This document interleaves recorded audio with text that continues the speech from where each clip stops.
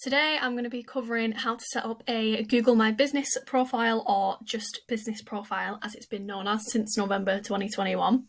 So the first step is to go onto Google and make sure that you're signed into your Gmail account or a Gmail connected account so that you can see that you're logged in the top right here.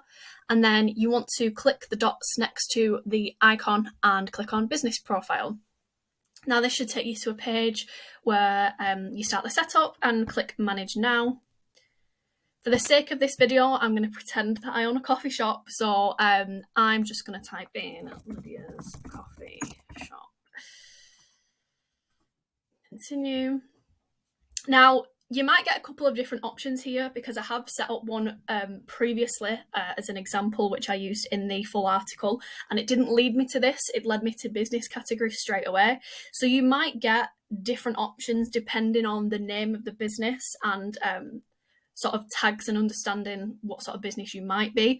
In this instance, I am going to select that I am a local store, although there's many different options. You can be online retail, you can be a service area business, which we cover in more detail in the article. But for the sake of this video, I'm just going to stick with local store. So business category. Now you might be taken straight to this page rather than selecting the options previously, which is what happened when I set up the example. So business category, I'm going to type in cafe. And then you want to enter the business address. So again, I'm just going to enter the office address. I'm not going to verify this. It's just an example for the sake of this video. So let's click next. Now, what it might do is it might look on Google Maps and see other businesses in the area and suggest if you want to claim a business, because some people don't already know. Say, for example, they're buying a business out, or they might not know that the business has already been listed by another member of staff. You might get this option as well. But for the sake of this video, I'm going to pretend it's a brand new listing. So I'm going to click none of these. So you will be asked for some contact details next. You want to put your phone number, definitely put your website in there. It's going to really help with SEO. So I'm just going to put the office number in here. And I'm just going to put Tao's website in here as well. Like I said, I'm not going to verify this. It's just an example. So it might also prompt you to put your business on the map. So I'm going to click continue.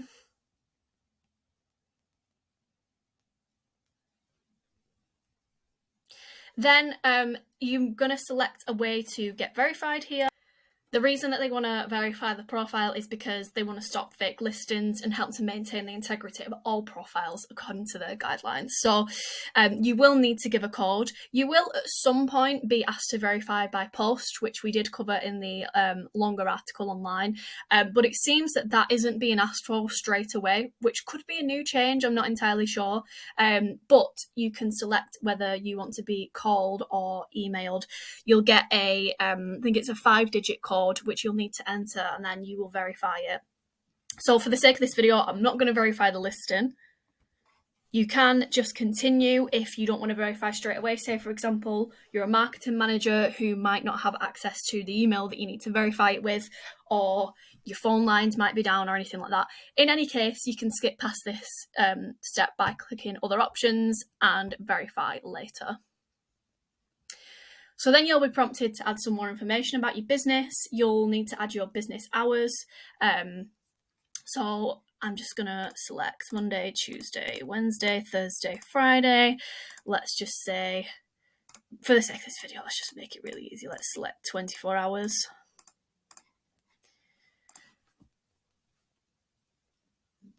And also there's an option here to accept messages. I would highly recommend keeping this left on. You'll get email alerts when people message you. They could be asking anything. They could be asking about your business hours if you're open over Christmas or something like that. They could be asking more just generally about who you are. I would highly recommend this because the more active you are on your business profile, this can really help with your rankings and potentially get you listed higher as well. So I'm going to click next.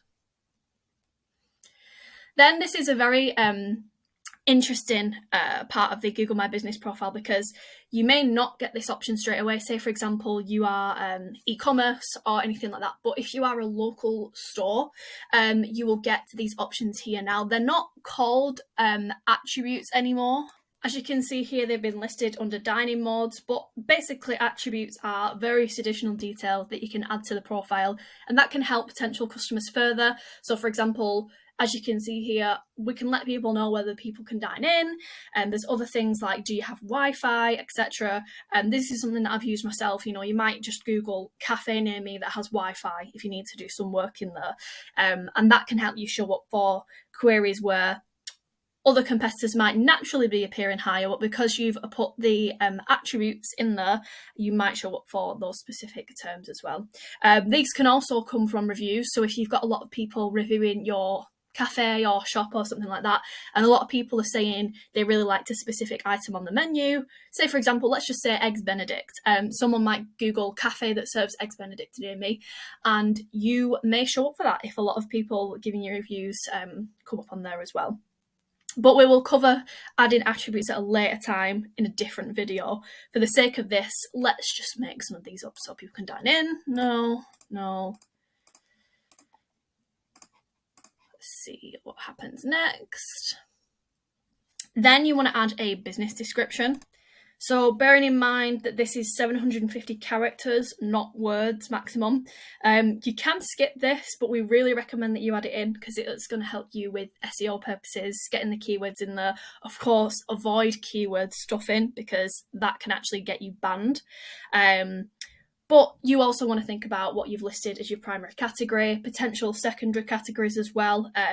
Make sure that you include all of that in there. It needs to look natural though, and ideally needs to be unique content. So nothing that's just pulled straight from your website about who you are.